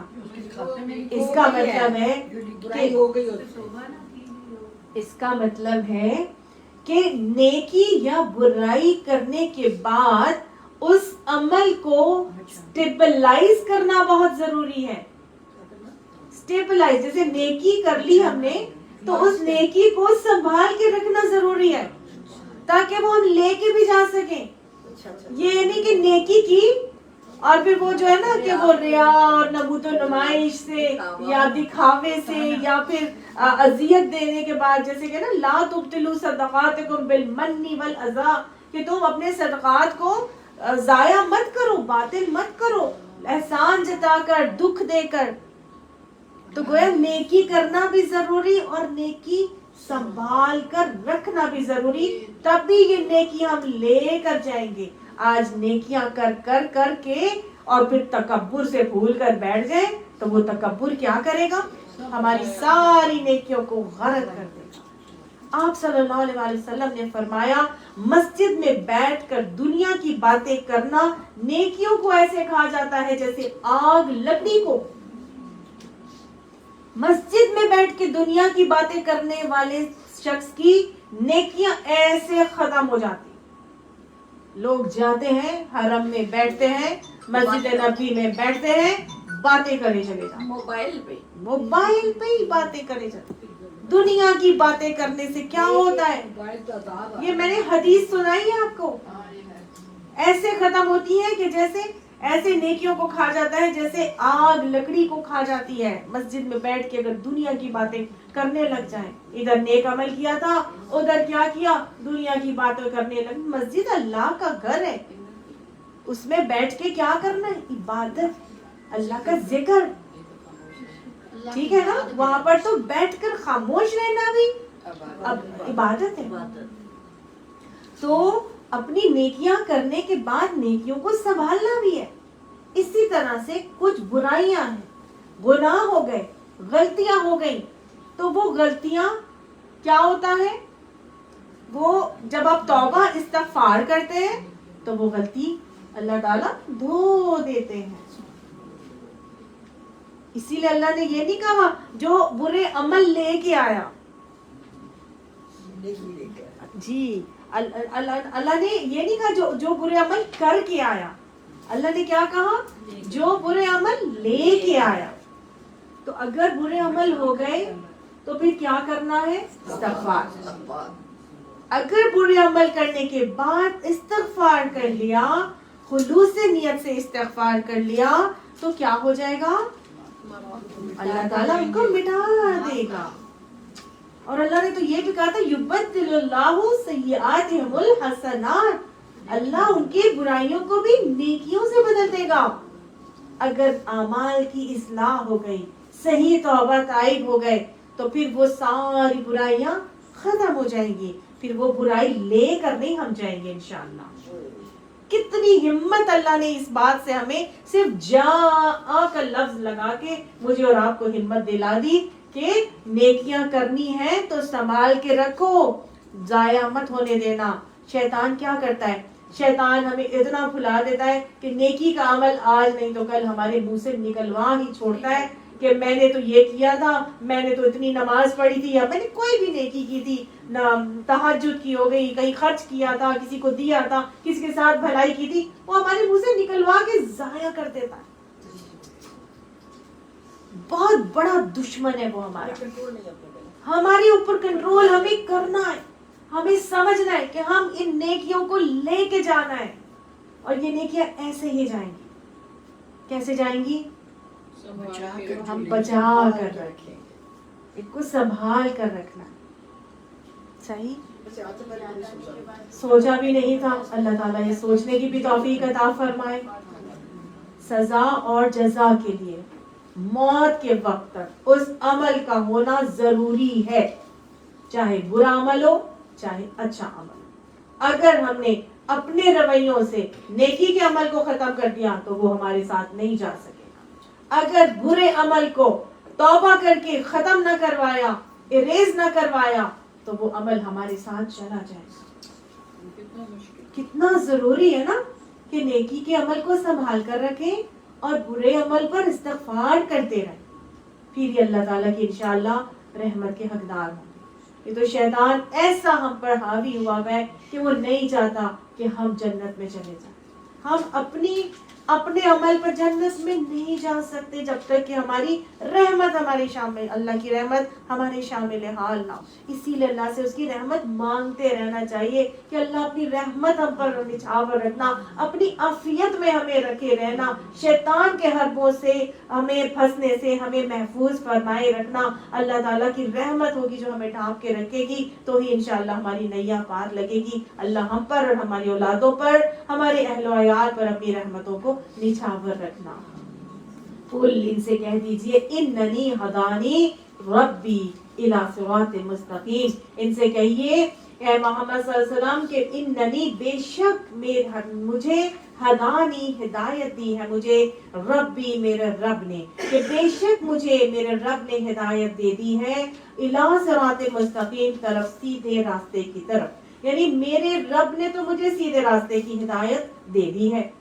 کون سا راستہ؟ دیناً قیماً، وہ دین جو درست ہے، سیدھا ہے، بالکل سیدھے درست دین کی طرف اللہ سبحانہ تعالیٰ نے مجھے ہدایت دے دی ہے. سبحان اللہ، اللہ کا احسان ہے کہ اس نے ایک ڈیٹیل سلیبس، وہ ہدایت کا راستہ اس حاضر کتاب کے اندر مجھے اور آپ تک پہنچا دیا. پہنچا دیا ہے. اللہ کی رحمانیت کا یہ انداز ہے. الرحمن علم القرآن. رحمان وہ ہے جس نے تمہیں اس قرآن کو سکھایا. اس کے بعد اللہ سبحانہ تعالیٰ نے اس قرآن کے اندر قد نصرف الآیات لقوم یفقہون، اللہ نے پھیر پھیر کر آیات بیان کی ان لوگوں کے لیے جو غور و فکر کرتے ہیں، جو سمجھ رکھتے ہیں، جو سیکھنا چاہتے ہیں. اور اتنا خوبصورت قرآن میرے آپ کے ہاتھوں میں تھما کے اللہ فرماتا ہے وَلَقَدْ يَسَّرْنَا الْقُرْآنَ لِلذِّكْرِ فَهَلْ مِن مُدَّكِرٍ. ہم نے یہ ذکر تمہارے لیے آسان بنا دیا ہے، تم میں سے کوئی ہے اس کے اوپر تدبر کرنے والا، غور و فکر کرنے والا، نصیحت قبول کرنے والا ہے کہ نہیں؟ اللہ نے یہ سلیبس مجھے اور آپ تک پہنچا کے ساری چیزیں سکھا دی کہ نہیں سکھائی؟ ابھی میں نے تمام کے تمام حرام احکامات سے اپنا قرآن لیکچر جو ہے وہ آج شروع کیا تھا. ہر چیز اسی لیے میں نے بریفنگ پہلے دی کہ اللہ نے ایک ایک چیز کھول کھول کے میرے آپ کے سامنے رکھ دی. تمام کتنا بڑا وہ ممتحن ہے نا، کتنا خوبصورت انداز ہے اس کی رحمانیت کا. ساری چیزیں پہنچانے کے بعد پھر اللہ تعالیٰ نے چھوڑا نہیں. اللہ نے کیا کیا؟ نبیوں کا سلسلہ چلایا تھا. میرے اور آپ کے لیے کون بھیجے؟ نبی صلی اللہ علیہ وسلم. کیسے سکھاتے تھے؟ یتلو علیہم آیاتک ویعلمہم الکتاب والحکمہ ویزکیہم. وہ 4 نکاتی طریقے سے پیارے نبی صلی اللہ علیہ وسلم اللہ کے دیے ہوئے احکامات کو پڑھ پڑھ کے سناتے، ان کو علم دیتے، اس کے بعد تزکیہ کرتے اور اس کے بعد اللہ کا علم جو ہے وہ آگے تک پہنچا دیتے تھے. اللہ نے نبی صلی اللہ علیہ وسلم کو پورا رول ماڈل، ایک نمونہ، ایک human model, working human model میرے اور آپ کے لیے بھیج دیا. کہہ دیا لقد کان لکم فی رسول اللہ اسوۃ حسنہ. تمہارے لیے رسول اللہ صلی اللہ علیہ وسلم کی زندگی میں کیا ہے؟ بہترین نمونہ. یہ قرآن پڑھتے جاؤ، اس کے اندر دیکھتے جاؤ، سیکھتے جاؤ، چلتے جاؤ. جہاں کوئی پرابلم آئے گی نبی کے طریقے کو دیکھ لینا. جہاں نبی کا طریقہ نہیں ملا کس کو دیکھ لینا؟ صحابہ کرام کو.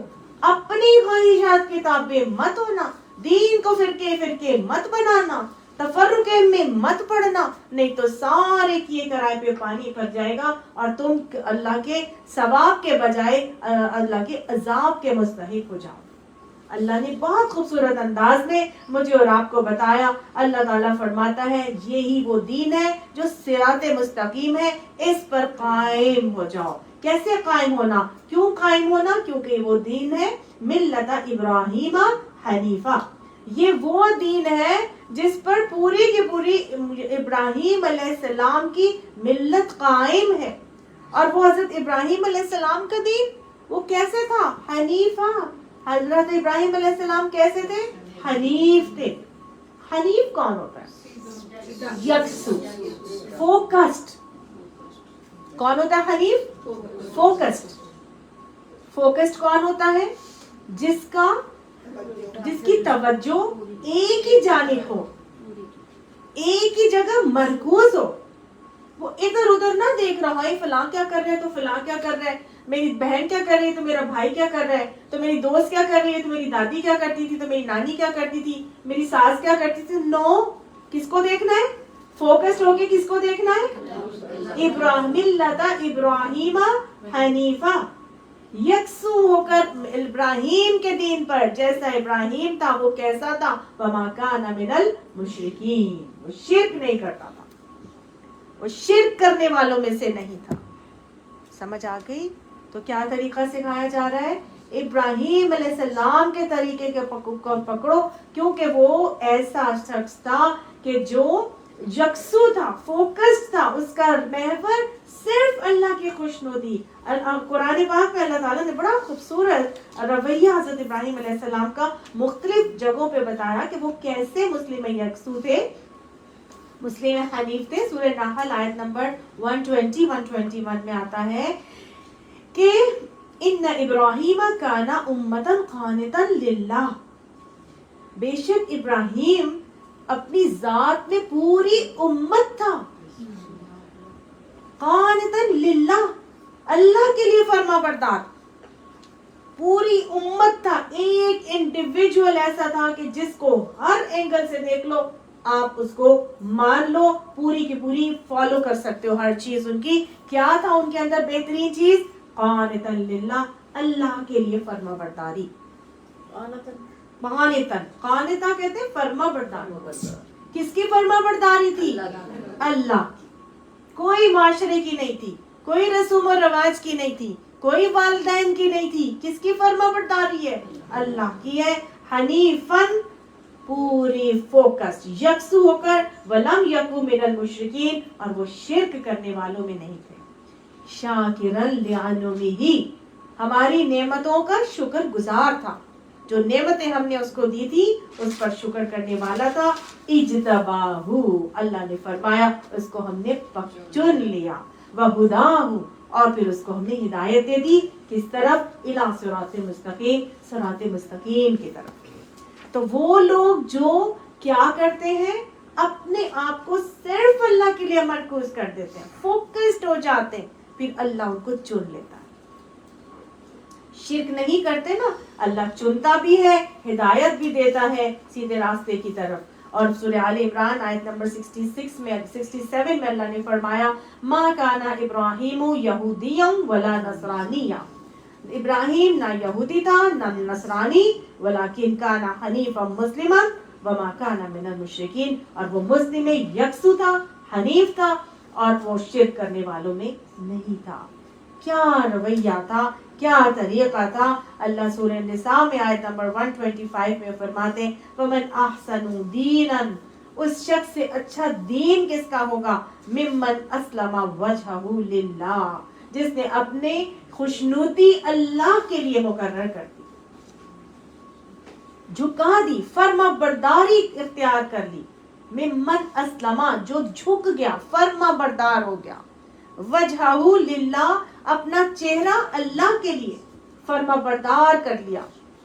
اس شخص سے بڑھ کر اچھا کون ہوگا دین میں, جس نے اپنا چہرہ اللہ کے لیے جھکا لیا. وَهُوَ مُحْسِنٌ, اور وہ محسن بھی ہے, اپنے فرض سے بڑھ کر کرتا ہے, دوسرے کے حق سے بڑھ کر دیتا ہے, محض اللہ کو خوش کرنے کے لیے کرتا ہے, محض لوگوں کو خوش کرنے کے لیے کرتا ہے. وَاتَّبَعَ مِلَّةَ إِبْرَاهِيمَ حَنِيفًا, اور اس شخص, اور وہ جس نے پیروی کی ملت ابراہیم کی, جو حنیف تھا, یکسو تھا, یکسو ہو کر. وَاتَّخَذَ اللَّهَ إِبْرَاهِيمَ خَلِيلًا, اور اللہ تو وہ تھا کہ جس نے ابراہیم علیہ السلام کو اپنا خلیل بنا لیا. تو پھر وہ بھی کیا کرے, ابراہیم علیہ السلام کے رویے کو اپناتے ہوئے اللہ کا خلیل بننے کی کوشش کرے. اللہ نے وہ طریقہ یہاں پہ سکھایا کہ کیا کرنا, وہ کرنا جو ابراہیم نے کیا تھا. قل, اے نبی ان سے کہہ دیجئے, ان صلاتی, بے شک میری نماز, ونسکی, اور میری قربانی, ومحیایا, اور میری زندگی جینا, ومماتی, اور میرا مرنا کس کے لیے ہوگا, للہ رب العالمین, اللہ رب العالمین کے لیے ہوگا. یہ ہے توحید کا عقیدہ اور توحید کا رویہ اور سلیقہ جو یہاں پر سکھایا جا رہا ہے. حدیث میں بھی آتا ہے, آپ صلی اللہ علیہ وسلم نے فرمایا وَمَنْ آتا للہ وَمَنَعَ للہ, جس نے اللہ کے لیے دیا, اللہ کے لیے روکا, وَأَحَبَّ للہ وَأَبْغَضَ للہ, اور اللہ ہی کے لیے محبت کی اور اللہ ہی کے لیے بغض رکھا, فقد استکمل الایمان, اس نے اپنا ایمان مکمل کر لیا. تو یہ ہے ابراہیم علیہ السلام کا طریقہ, دینا لینا, محبت, بغض, اور جو ہے روکنا, نمازیں, قربانی, زندگی جینا, مرنا, سب کس کے لیے ہوگا, اللہ رب العالمین کے. غیر اللہ کے لیے نہ دیا جائے گا, نہ روکا جائے گا, نہ قربانی کی جائے گی, نہ جیا جائے گا, نہ عبادتیں کی جائیں گی, نہ کسی کو خوش کیا جائے گا. غیر اللہ کے لیے, یعنی اللہ کے علاوہ کسی کے لیے بھی یہ معاملات نہیں کیے جائیں گے. یہی ہے ان کا رویہ اور یہی ہے ان کا طریقہ جو بتایا جا رہا ہے. لا شریک لہو, نہیں شرک ہے کرتا, یعنی کہ لا شریک لہ نہیں شریک واسطے اس کے، یعنی اللہ کے لیے ہے جس کا کوئی شریک نہیں ہے، وَبِذَلِكَ أُمِرْتُ اور اسی چیز کا مجھے حکم دیا گیا ہے، وَأَنَا أَوَّلُ الْمُسْلِمِينَ اور میں پہلا ایمان لانے والا ہوں۔ مجھے اور آپ کو حکم دیا جا رہا ہے، کہا جا رہا ہے اللہ کے ساتھ کوئی میں شریک نہیں کرتا، اسی کا مجھے حکم دیا گیا ہے اور میں پہلا ہوں جو میں ایمان لانے والا ہوں، فرما برداری اختیار کرنے والا میں پہلا ہوں۔ آج مجھے اور آپ کو یہ سکھایا جا رہا ہے کہ دین کے احکامات پر عمل کرنے میں کیا کرنا ہے؟ پہل کرنی ہے۔ ہم بیٹھے رہتے ہیں سوچتے رہتے ہیں پہلے میری بہن کر لے پھر کروں گی، یہ کیا میں سب سے پہلے کر لوں گی تو لوگ کیا کہیں گے، میری تو ناک کٹ جائے گی، میری دوستوں میں سے ہم 2-3 مل کے کریں گے تو آسان ہو جائے گا، وہ کر لے۔ پھر دنیا کی چیزوں کے اندر ہمیں بڑا پائنیئر بننے کا شوق ہوتا ہے کہ نہیں؟ یہ ڈیزائنر جوڑا ہے کہ سب سے پہلے میں سلوا کے پہنوں، فیشن آیا یہ میں پہلے بنوا لوں۔ ابھی آئی تھی وہ شلواریں، کون سی؟ فرشی شلوار، جی فرشی، سب میں نے فیملی میں سب سے پہلے میں نے پہنی ہوئی ہو، عید آئی میں فرشی شلوار بنا لوں، سب لوگ کہیں جی میں نے سب سے پہلے یہ کام فیشن کیا تھا، ہے نا؟ کتنا آپ کو شوق ہوتا ہے نا پائنیئر بننے کا۔ اللہ کے نزدیک میں بھی پائنیئرز ہی کی ویلیو ہے۔ اگر ہم دیکھیں تو بارش کا پہلا قطرہ جب پڑتا ہے بھینی بھینی خوشبو کتنی اچھی لگتی ہے، اس کے بعد جتنی بھی بارش پڑتی رہے جب جل تھل ہو جائے نہ بھینی خوشبو آتی ہے نہ وہ عادت ہو گئی ہے چلو تو روز ہی بارش ہو رہی ہے نا۔ اسی طرح سے جو لوگ دین کے راستے میں بھی جو پائنیئرز تھے ان کا تو مقام ہی اور ہے، ان کو تو یاد ہی بہت رکھا جاتا ہے۔ کتنے صحابہ کرام اور صحابیات شہید ہوئی لیکن یاد کس کو رکھا جاتا ہے؟ حضرت سمیہ کو، حضرت عمار کو، ہے نا، جو ہاں یاسر کو جو پہلے شہید تھے، اور جو عمار بن یاسر کے جو والد تھے یاسر اور حضرت سمیہ، یہ پہلے شہید اور پہلی شہیدہ تھے، ان کو یاد رکھا جاتا ہے نا۔ تو جو پہلے پہل کرنے والے ہوتے ہیں، حضرت خدیجہ کا تو رتبہ ہی اور تھا۔ حضرت عائشہ نے کہا حضور صلی اللہ علیہ وسلم سے کہ یا رسول اللہ کیا آپ ہر وقت ان کو یاد رکھتے ہیں، اتنی بوڑھی خاتون، آپ کو اللہ نے اتنی اچھی اچھی اور بعد میں جو ہے وہ بیویاں دے دی ہیں، تو آپ صلی اللہ علیہ وسلم نے کیا فرمایا تھا؟ جو اس کی بات تھی وہ کسی کی بھی نہیں، لیکن جنت میں کیوں نہیں بیوی ہوگی؟ یہ تو پھر اللہ ہی کو پتا ہے نا۔ لیکن اب کیا ہے کہ اللہ کی نظر میں پائنیئرز کی ویلیو بڑی ہے، تو اللہ نے اس لیے کیا کہا، دین کے معاملے میں بھی اگر تم آنا چاہتے ہو تو پائنیئر بنو، کہو کہ اب انا اول المسلمین، سب سے پہلے فرما بردار ہونے والی تو میں ہوں۔ اور پھر وہ جو سابقون الاولون ہوں گے ان کی تو بات ہی اور، ان کے لیے تو جنت ہی اور ہے، اللہ نے جنت ہی کچھ اور بتائی ہے نا، کہ جب حق ان کے پاس سامنے پیش کیا گیا تو انہوں نے فوراً مانا، یہ نہیں کیا کہ پہلے دوسرے کر لیں میں پھر کروں گی۔ اللہ اس کی توفیق عطا فرمائے، اللہ یہ کریج ہمیں عطا فرمائے، اللہ ہماری اولادوں کو بھی یہ کریج، یہ حوصلہ، یہ ہمت عطا فرمائے کہ ہم آگے بڑھ کر سب سے پہلے کرنے والے بنیں۔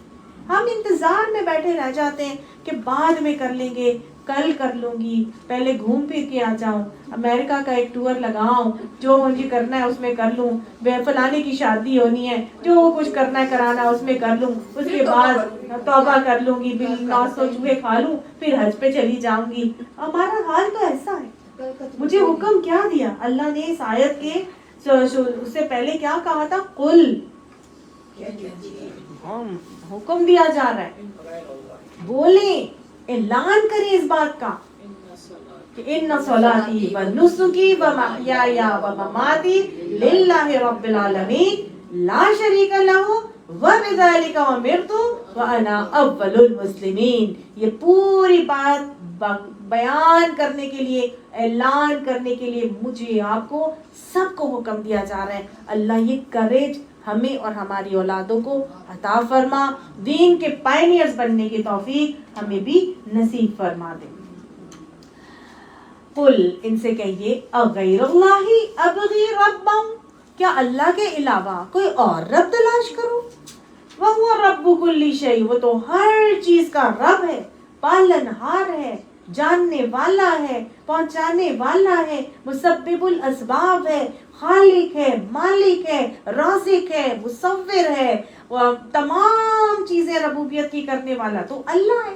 تو جب اللہ ہی سب کچھ کرنے والا ہے، جس کے لیے مجھے ہر چیز کرنے کا حکم دے دیا، جینا مرنا، عبادتیں، قربانیاں، تب دینا لینا، محبتیں، بغض، سوات، تمام چیزیں جب اللہ کے لیے کرنے کے لیے دے دی، تو اللہ کے علاوہ میں کوئی اور رب تلاش کروں، کسی اور کے لیے کروں؟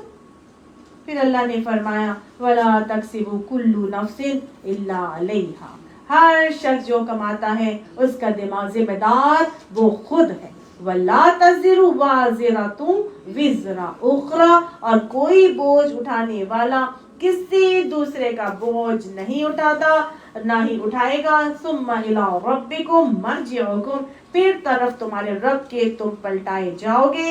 فَيُنَبِّئُكُمْ بِمَا كُنتُمْ فِيهِ تَخْتَلِفُونَ، پس وہ بتائے گا تم کو ساتھ جو تھے تم بیچ اس کے اختلاف کرنے والے، یعنی تمہارے تمام اختلافات کی حقیقت اللہ تمہیں اس وقت بتا دے گا جب تم اپنے رب کی طرف پلٹائے جاؤ گے۔ تو جب ساری چیزیں کچا چٹا کھل کے ہمارے سامنے اس وقت آنا ہی آنا ہے، تو پھر میں اپنے کندھوں کا بوجھ کسی اور پہ نہیں ڈال سکتی۔ یہ وبال جو میں زندگی میں گزار کے جاؤں گی، اس وبال کو میں نے خود ہی اپنے کندھوں پر اٹھانا ہے۔ میرا بوجھ میری بیٹی یا میرا بیٹا یا میرا شوہر یا میرے والدین نہیں اٹھائیں گے۔ سارے بھاگیں گے۔ یوم یفر المرء من اخیہ وابیہ وامہ وصاحبتہ وبنیہ، وہ دن ہوگا کہ جس دن ہر کوئی کسی سے بھاگے گا، چاہے اس کا بیٹا ہو، اس کی باپ ہو، اس کی ماں ہو، اس کا کوئی بھائی ہو، وہ سب بھاگیں گے ایک دوسرے سے، کوئی نظر نہیں ملائے گا۔ لا تزر وازرۃ وزر اخری، کوئی بوجھ اٹھانے والا کسی کا بوجھ نہیں اٹھائے گا۔ لہا ما کسبت وعلیہا ما اکتسبت، جو تم نے کمایا ہے وہی تمہارے سامنے آئے گا۔ اللہ نے کہہ دیا ولا تکسب کل نفس الا علیہا، ہر شخص جو کماتا ہے اس کا ذمہ دار وہ خود ہوگا۔ اللہ ہمیں بہترین اعمال نامے رقم کرنے کی اور کروانے کی توفیق عطا فرما۔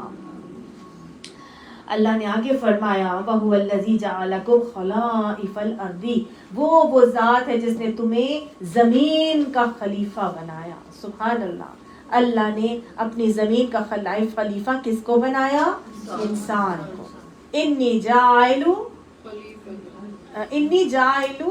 فی الارض خلیفہ، اللہ نے جب حضرت آدم کو بنایا تھا تو فرشتوں کو بلا کے کیا کہا تھا کہ میں زمین میں خلیفہ بنا کے بھیجنے والا ہوں۔ تو اللہ نے خلیفہ کس کو بنایا؟ اللہ فرمایا جعلکم خلائف الارض، زمین کا خلیفہ اللہ نے تمہیں بنایا ہے۔ یہ کس سے مخاطب ہوا جا رہا ہے؟ کون سا انسان؟ وہ جن تک قرآن پاک کی آیات پہنچ چکی ہیں۔ اصل خلیفہ تو وہ ہے جنہوں نے اللہ کو پہچان کر، اللہ کو مان کر اور پھر اللہ کی حاکمیت کو قائم کرنا تھا۔ کنتم خیر امت، مجھ سے آپ سے اللہ تعالیٰ مخاطب ہے، تمہیں زمین میں خلیفہ بنایا ہے۔ ورفع بعضکم فوق بعض درجات، اور بلند کیے بعض تمہارے کو اوپر بعض کے درجات، درجوں میں۔ اللہ سبحانہ تعالیٰ نے بعض کے مقابلے میں بعض کو زیادہ درجے دے دیے۔ اللہ نے زمین میں خلیفہ بنایا اور بعض کو درجوں میں زیادہ رکھ دیا، کسی کو کم درجے پہ رکھا، کسی کو زیادہ درجے پہ رکھا۔ اللہ کی بنائی ہوئی مخلوق ہے، اللہ کی تقسیم ہے، اس کی مرضی جیسے مرضی کرے۔ اس نے اس دنیا کا نظام چلانا تھا، اللہ نے کسی کو صحت زیادہ دے دی، کسی کو دماغ زیادہ دے دیا، کسی کو اولاد زیادہ دے دی، کسی کو مال زیادہ دے دیا، کسی کو صلاحیت زیادہ دے دی، کسی کو اقتدار، طاقت، عہدہ دے دیا۔ تو اللہ نے کسی کو کچھ بھی نہیں دیا، کسی کو معذور کر دیا، اور کسی کو اللہ تعالیٰ نے فائنینشلی کم بنا دیا، کسی کو دماغی طور پہ کم کر دیا، کسی کو صحت کے طور پر اللہ تعالیٰ نے کم کر دیا۔ درجوں میں اللہ تعالیٰ نے اوپر نیچے رکھا، یہ اللہ تعالیٰ کا ایک نظام ہے۔ یہ دنیا میں اللہ تعالیٰ نے کیوں رکھا؟ لِيَبْلُوَكُمْ فِي مَا آتَاكُمْ، اللہ نے اس لیے رکھا تھا تاکہ وہ آزمائے تم کو جو تم کو دیا گیا ہے۔ سمجھ آئی؟ اور یہ آزمائش اسی لیے ہے کہ جب ہمیں نعمت کی قدر ہی اس وقت ہوتی ہے جب وہ نعمت ہمارے پاس نہیں ہوتی. تو اللہ نے آزمانا تھا. اگر سب کو ایک جیسا اللہ نے بنا دیا ہوتا تو پھر قدر نہ ہوتی, پھر امتحان بھی نہ ہوتا. کسی کو اللہ نے زیادہ دیا, کسی کو کم دیا, تاکہ لیبلوکم, تاکہ اللہ آزمائے تم کو. جس کو دیا ہے اللہ نے اس کو بھی آزمانا ہے کہ تمہیں یہ دیا ہے, کیسے اس کو خرچ کیا تھا, کیسے اس کو استعمال کیا تھا, کیسے اپنی زندگی کا ٹائم استعمال کیا تھا, ضائع تو نہیں کیا تھا. اور جس کو نہیں دیا اللہ نے اس سے بھی پوچھنا ہے کہ تم نے اللہ کا شکر ادا کیا تھا کہ نہیں کیا تھا. اور وہ شکر گزاری میں جو ہے وہ کیا آتا ہے, جس کو نہیں دیا اس نے صبر کرنا ہے. یہ تو نہیں کہ تم غلط طریقوں سے وہ حاصل کرنے کی کوشش میں لگ گئے, اور جس کو دیا تھا وہ غلط جگہوں پر اس کو استعمال کرنا شروع ہو گیا. تو گویا اللہ تعالیٰ نے درجوں میں اسی لیے اوپر نیچے رکھا خلیفہ بنا کے, کیونکہ اللہ نے جو دیا ہے اس پہ آزمائے. اللہ ہمیں اپنے امتحانوں میں صحیح رویہ اختیار کرنے کی توفیق عطا فرمائے اور ان امتحانوں میں کامیابی بھی نصیب فرمائے.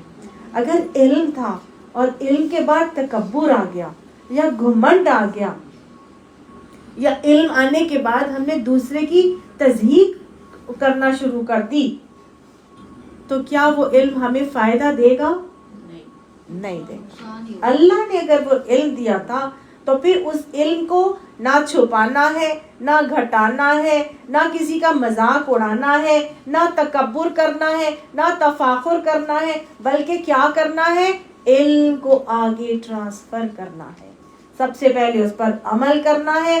اگر عمل نہ کیا تو وہ علم بوجھ بن جائے گا, اور اگر عمل کریں گے تو وہی علم پھر ہم آگے ہمارے لیے مزید ٹرانسفر کرنے کا ذریعہ بنے گا. اور اللہ سبحانہ تعالیٰ نے یہ تمام چیزیں دیکھنی ہیں کہ, اور یہی میری اور آپ کی آزمائش کا انداز اور رویہ ہے جو اللہ نے دیکھنا ہے.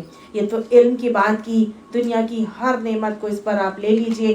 حسن اگر کسی کو اللہ تعالیٰ نے دے دیا تو اللہ نے حسن پر بھی تو پوچھنا ہے نا کہ تمہیں اللہ نے اتنا حسین بنایا تھا اور پھر کہہ دیا تھا کہ تم کیا کرنا, یدنین علیہن من جلابیبہن, کہ جب اپنے گھر سے باہر نکلنے لگو تو اپنے سر کے اوپر سے ان پلوؤں کو لٹکا کے نکلنا, تاکہ ذالک ادنا ان یعرفوا ولا یؤذین, یہ زیادہ قریب ہے کہ وہ پہچان لی جائے اور وہ نہ ستائی جائے. اللہ نے اس حسن کو دینے کے بعد مجھے پورا ایک اٹائر اختیار کرنے کا, اپنے حسن کو چھپانے کا رویہ اور طریقہ سکھایا تھا. اور اللہ نے پوچھنا ہے کہ اتنا حسین تمہیں بنایا تھا, اتنا مال اسباب تمہیں دیا تھا, اب صرف جا کے پارلروں کے چکر لگا کے اپنے آپ کو مزید حسین بنا کے غیر محرموں کے سامنے جا کے اس حسن کو دکھاتی تھی, یا میرے بتائے ہوئے طریقے کے مطابق اب گھر سے باہر نکلنے کا رویہ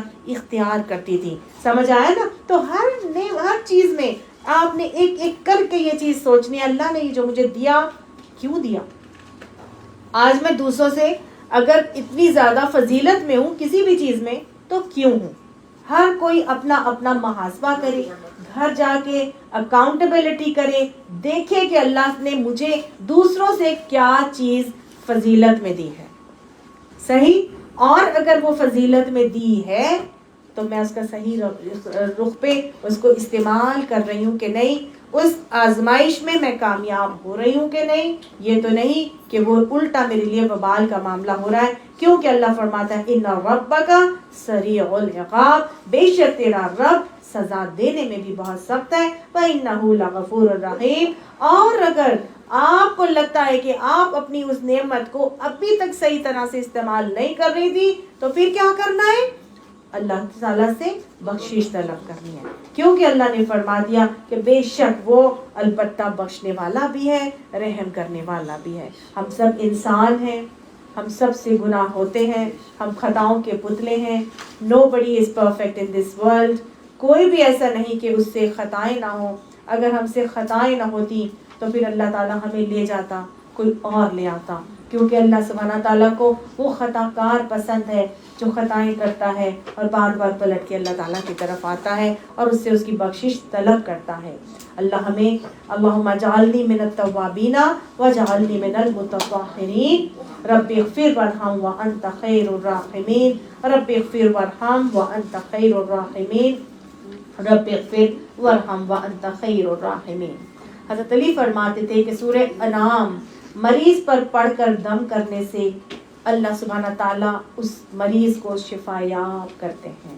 اگر کوئی مریض ہے گھر میں، کوئی خاندان میں، تو سورہ انعام کو پڑھ کر اگر مریض پہ پھونکا جائے تو حضرت علی کے قول کے مطابق کیا ہے، اس کو شفا مل جاتی ہے۔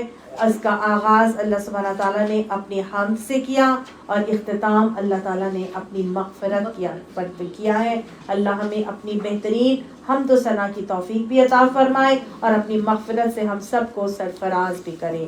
سورہ انعام کے بے شمار لیسنز ہیں جو ہم نے پڑھے، اللہ تعالیٰ ان تمام لیسن سے ہمیں سبق سیکھنے کی اور اپنی زندگیوں کو بہترین بنانے کی توفیق بھی نصیب فرمائے۔ وآخر دعوانا الحمدللہ رب العالمین، صدق اللہ العظیم، آمین ثم آمین، وما علینا الا البلاغ۔ سبحانک اللہم وبحمدک، نشہد ان لا الہ الا انت، نستغفرک ونتوب الیک۔ سبحان ربک رب العزۃ عما یصفون وسلام علی المرسلین والحمد للہ رب العالمین۔ یا رحیم، جو ہم نے پڑھا اس کو ہمارے دلوں میں اتار دیجیے۔ اللہ سبحانہ تعالیٰ ان احکامات پر عمل کرنا ہمارے لیے آسان کر دیجیے۔ اللہ اپنی زندگیوں میں کمیاں کوتاہیاں ہوئی ہیں، اللہ ان سے معاف فرما دیجیے اور اپنی رحمتوں میں ہمیں، ہماری اولادوں کو، ہمارے گھر والوں کو، ہمارے اہل و عیال کو، ہمارے والدین کو اپنی رحمت میں ڈھانپ کر رکھیے۔ اللہ بخشش کلی سے، تمام گناہوں کی بخشش سے اللہ ان کو درجات کی بلندیاں عطا فرما۔